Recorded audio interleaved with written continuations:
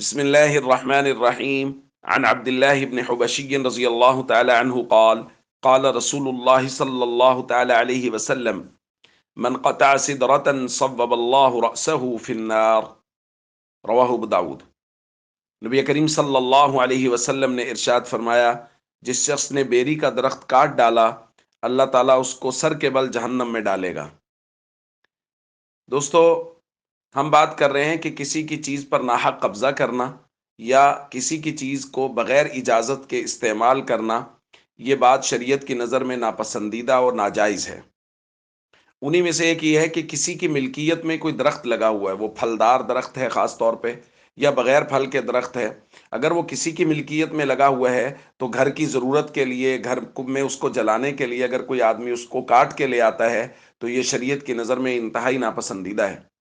اسی طرح اگر کوئی جنگل میں درخت لگا ہوا ہے، یعنی وہ کسی فرد کی ملکیت نہیں ہے بلکہ وہ حکومت کی ملکیت ہے، وہ روڈ کنارے لگا ہوا ہے، وہ جنگل میں لگا ہوا ہے، تو اس کو بھی اس طرح کاٹنے کی اجازت نہیں ہے۔ بڑے درخت کو جو سایہ دار ہو، جس کے سائے میں لوگ آرام کرنے والے ہوں، تو ایسے درخت کو کاٹنا شرعاً جائز نہیں ہے۔ اسی طرح جنگل میں لگے ہوئے درخت، ان کو کاٹنا بھی شریعت کی نظر میں جائز نہیں ہے۔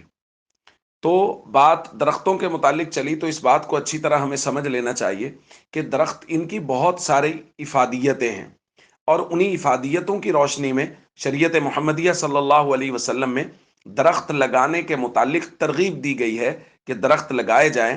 بلکہ نبی کریم صلی اللہ علیہ وسلم نے تو یہاں تک فرمایا ہے، ما من مسلم غرس غرسا، کوئی بھی مسلمان جب کوئی درخت وغیرہ لگاتا ہے یا کوئی بیج بوتا ہے، فاکل منہ انسان، اس سے کوئی انسان کھا لیتا ہے، او دابہ، یا کوئی جانور کھا لیتا ہے، الا کان لہ بہ صدقہ، تو اس کے بدلے اس کو صدقہ کا ثواب ملتا ہے۔